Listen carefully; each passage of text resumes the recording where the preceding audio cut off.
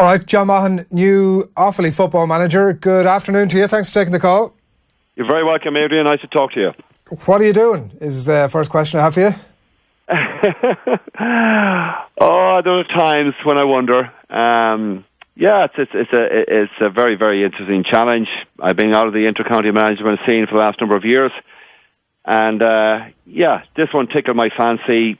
I went to school in the Midlands in Carmel College Moat back in the day, and I would have and I worked in Custom Barton at Loan, so I'd be familiar with the dynamic of Offaly people, and having been asked to consider the position, I was delighted to be able to say yes.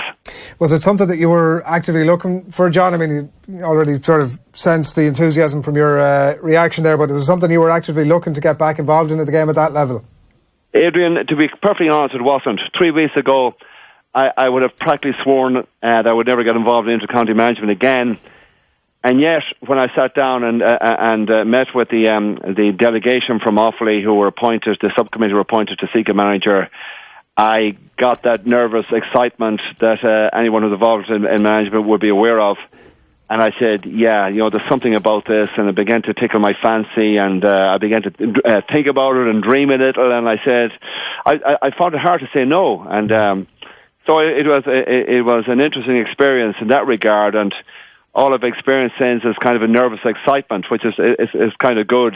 You don't get that in ordinary daily life, and it's a nice feeling, and I'm really excited about it and looking forward to what will be a big challenge. But nonetheless, I'm really looking forward to it. Before we get into the thrust of the Offaly job, you mentioned your relationship with Westmeath, with Moat, and with that loan as well. And there had been some talk that you'd had conversations there. Was that the case with Westmeath? I did. I'll be perfectly honest. I sat down last week with Westmeath as well. And again, having gone to school there for 5 years, in fact, I was privileged enough to win a Hogan Cup medal with 9 Westmeath lads on the team back in a long number of years ago. But I was very familiar with the quality of footballers that they have, and but the reality was, having sat with them, I was being considered for the position. The difference is, I suppose, with Offaly, I was offered the post, having met with them on 2 occasions. You're 10 years out of the inter-county game that we've mentioned since the Roscommon gig. Is there like a concern the game moves on, and the game has moved on in a very significant way at that level over that period of time? Have you any concern about getting back into it now? I don't have a concern, Adrian, to be honest with you. I have never been far away from football management. I'm still at it down here, albeit at club level. And, but the inter-county scene has moved on. There's been a seismic shift in the whole approach to it, with all sorts of resources now involved in the whole scene. But as far as I'm concerned, it still remains a simple game. I mean, there's 15 aside and two goal posts at either end. So I don't get overly excited about the whole backroom scene. Obviously, it's a crucial part, and you've also got all sorts of analytics involved now with GPS tracking devices and one thing and another, and strength conditioning coaches and football coaches and psychologists and what have you. But that doesn't scare me in any way. As I say, I've never been removed from the football scene. I know exactly what's going on, or I have a fair idea of what's involved in that aspect of things. So that's part of the excitement in discovering this and learning about it, and that's, I suppose, part of the excitement of taking on the job. Will they all be roles, John, you think that you'll look to fill? Like the club game, barring at a very elite level, is a very different thing, obviously, from the inter-county game. And those roles and things that you've mentioned there, are they all things that you think you'll look to introduce in Offaly or bring in as part of your regime? Yeah, most inter-county teams, Adrian, would have quite a professional setup, including Offaly.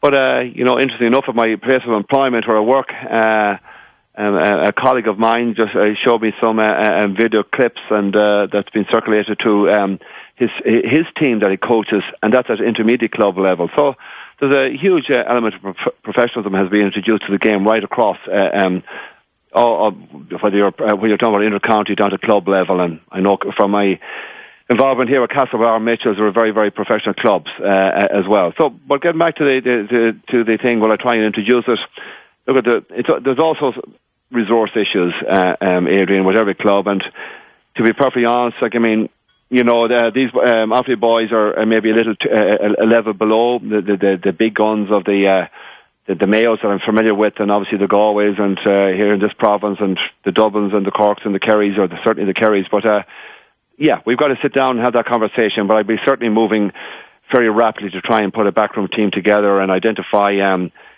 selectors from within the county, and obviously I'll be totally reliant on them initially. They have their finger on the pulse as regards the whole football scene in Offaly. So that's something I'll be sitting down with and moving on pretty quickly.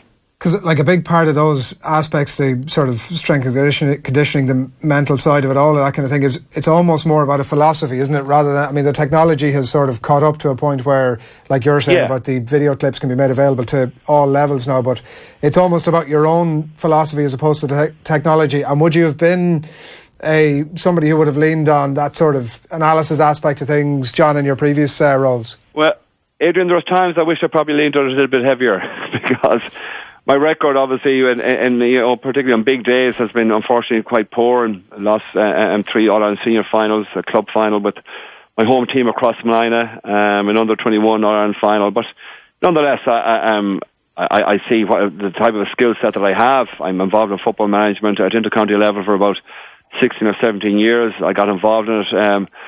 Unfortunately, from my perspective, I got injured at a very young age when I was only 25 years of age, and had a lot of surgeries that kind of forced me into management a lot quicker than I would have ever anticipated. I arrived there more or less by default. But I certainly have learned an awful lot over the last 30 years of management, and I certainly think that it's something that I can. I have a certain skill set that I'll be able to bring to Offaly, and I hope it works. How would you describe it? That skill set? I'd say, it's a wealth of experience and knowledge, and maybe mistakes along the way, and learning and learning from your mistakes. And I'm a regular in Croke Park every year, watching games and watching the whole dynamics of it. And as I said, Adrian, I don't want to get. It's not an exact science. Gaelic football is a complex way in many ways, because the complexity is introduced by the personnel that you're dealing with, and we're now dealing with a very, very well-educated young Gaelic footballer. A lot of them are university educated. Many of them have played Citizen Cup football and have been exposed to top-class coaches and managers, so they have a certain demand as well, and I'm just hoping that I'll be able to meet that demand. But yeah, there's going to be challenges along the way, and that's all part and parcel of the whole dynamic of management at any level. It feels like the Offaly proposition feels like a kind of a different one now than it did certainly a year ago, maybe even in a shorter time frame than that, almost, since Paul Rouse was obviously in there and did what he did and sort of challenged the Offaly culture almost. It certainly feels like a better proposition now, John.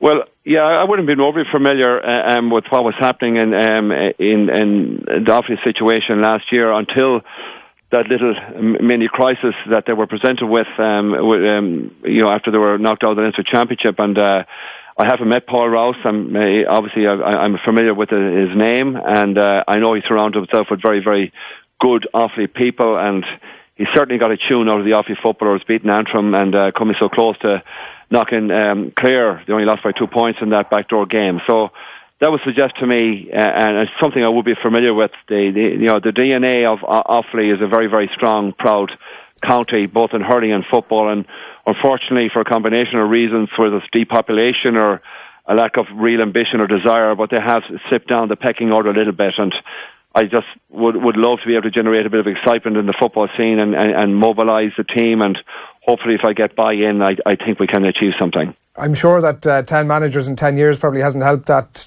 development of football either in the county, and I'm sure it's a concern for I don't know what sort of length of deal you've agreed with the Offaly County Board, but it's a pretty high turnaround to the point where you might almost think that trigger happy is the phrase that comes to mind in terms of Offaly's patience with their managers.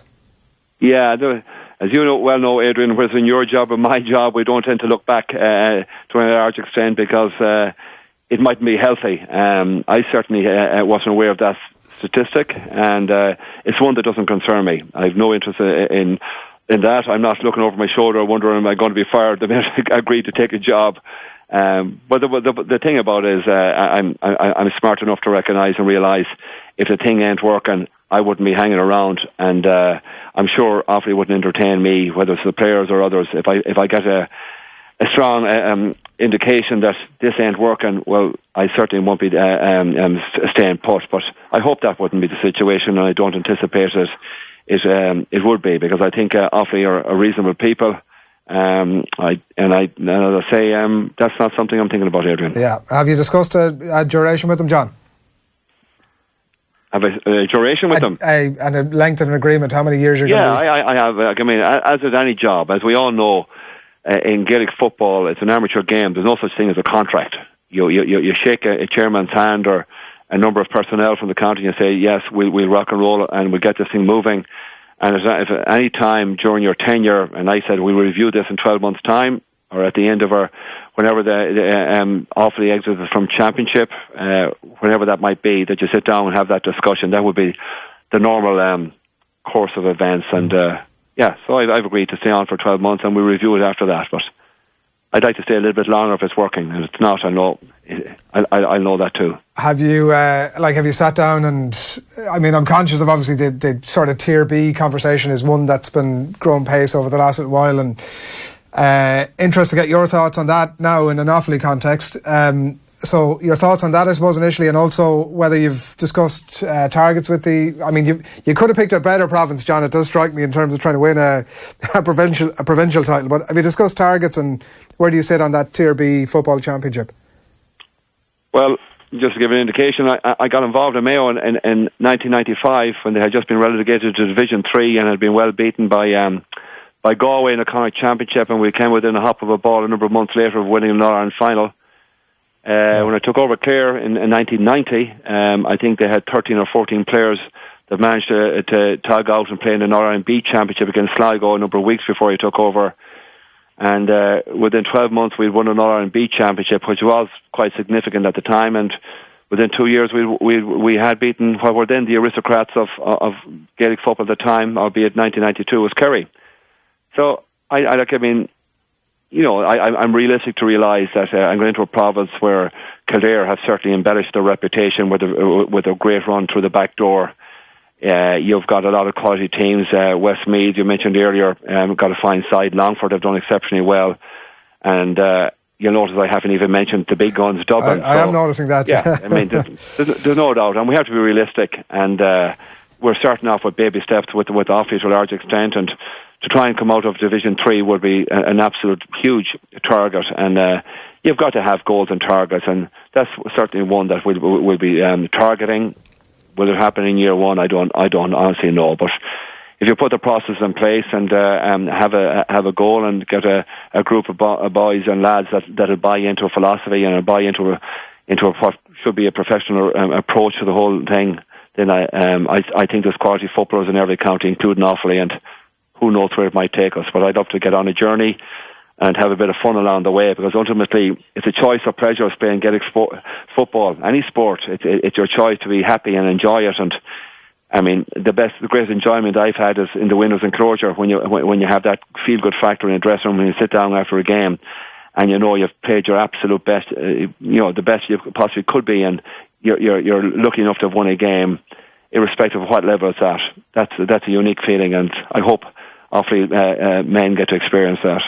I appreciate that it's the championship isn't even yet done, and obviously August is not yet done, and you won't have had an opportunity to get a proper look at what you're dealing with from a player's point of view. But have you any thoughts or ambitions around what sort of style you might like to play, John? I guess, like you mentioned earlier on, just about the Offaly mindset and mentality and that sort of thing. So I guess the melding of that with your own philosophies, and then obviously sprinkling in a bit of what's going to get us a result here. Have you any thoughts about that?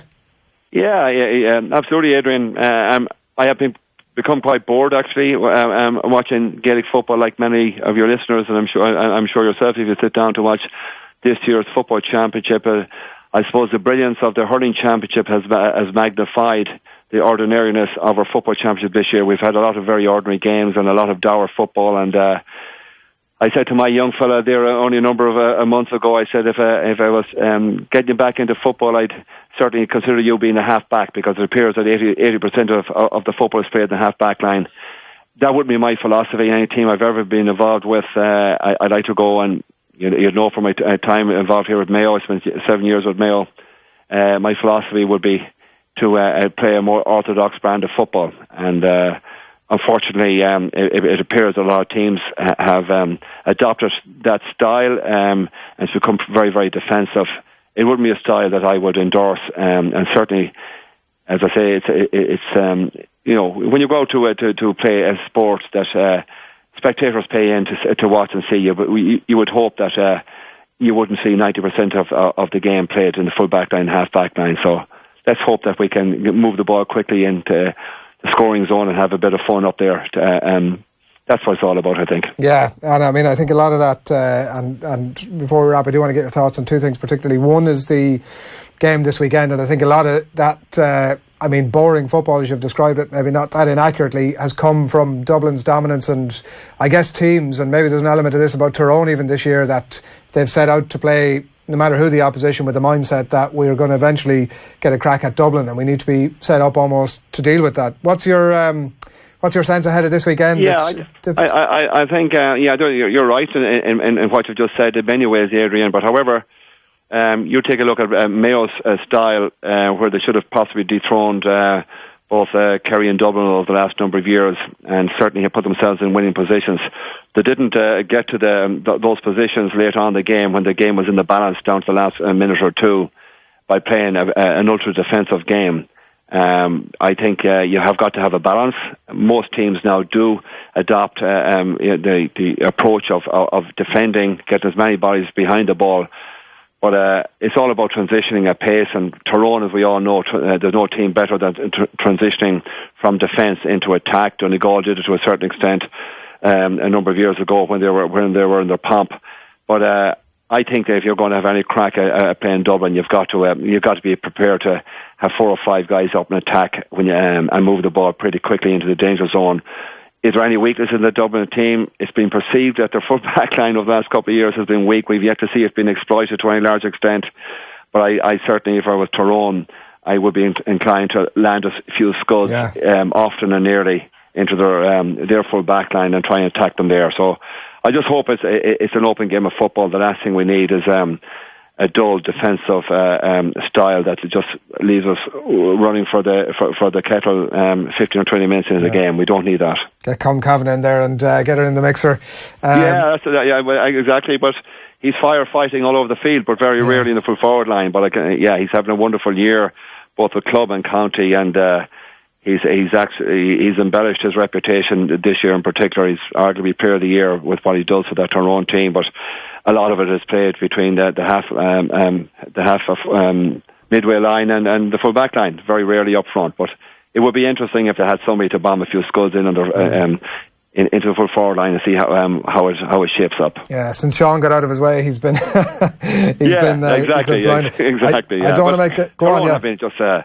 Have just been remarkable, and what Mickey Hart, and he deserves wonderful credit the way he's transitioned a new team, and they're all buying into the philosophy, and some outstanding talented forwards, and I just hope they get an opportunity to express themselves on the day.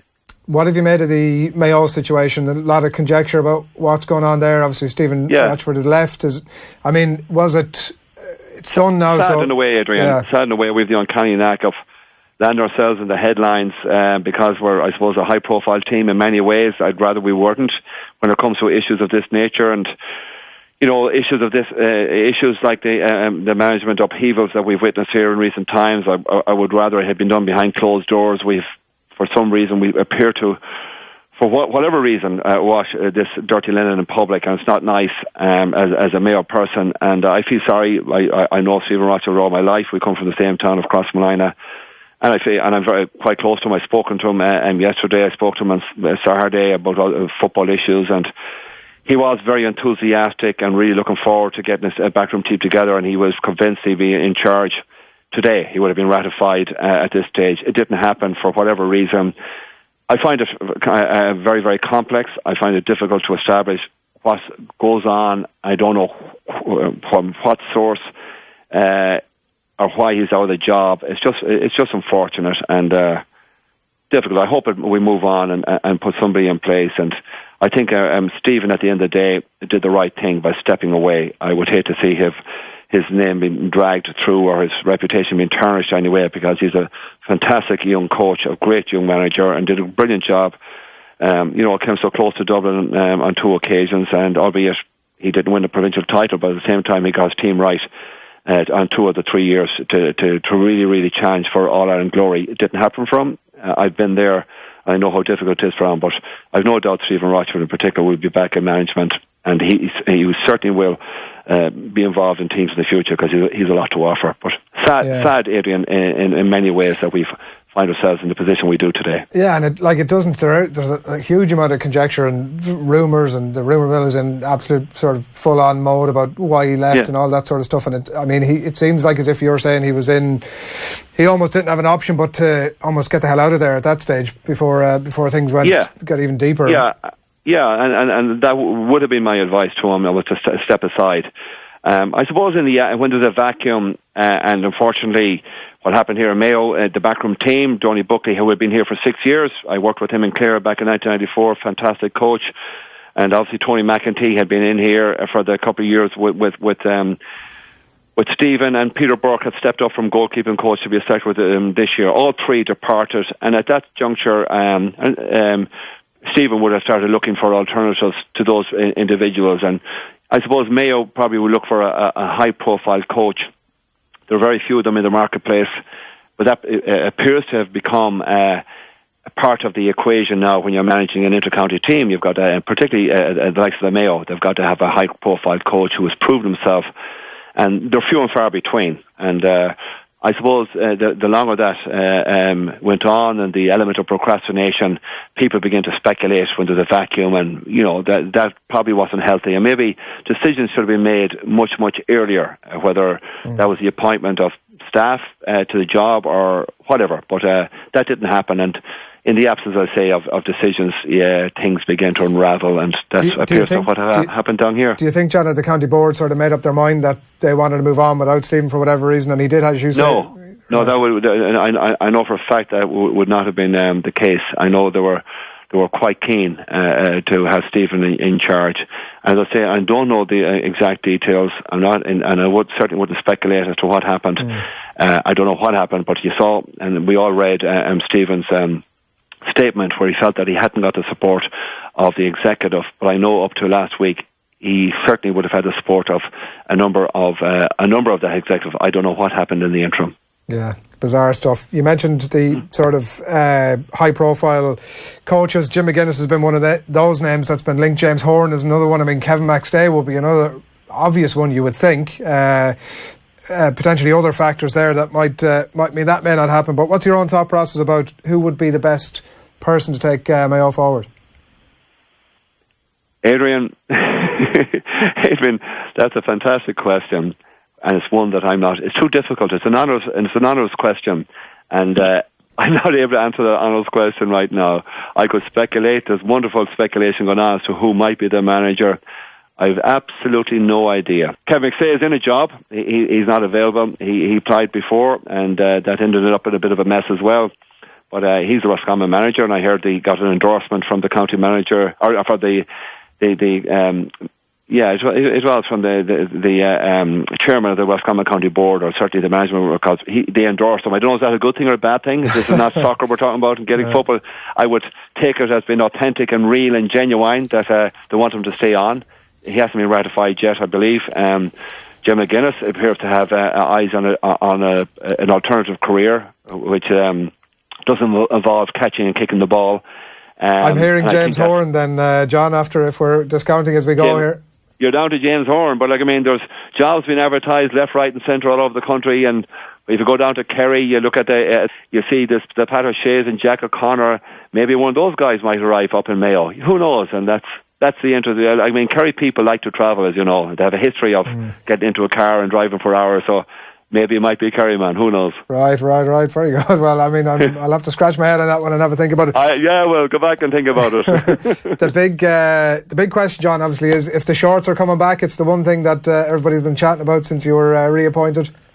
Well, you know what? I'll have to take a look. I've lost touch with that in recent times. But if we get good weather, I'm afraid when you have legs like mine, Adrian, what can you do? Get them out. That's get them out, as I say. Yeah, if you had a summer like this summer, so what else would I be doing? John, look, it was really good to catch up with you. Thanks for taking the time, and best of luck with the new gig. Thanks a million, Adrian. Cheers.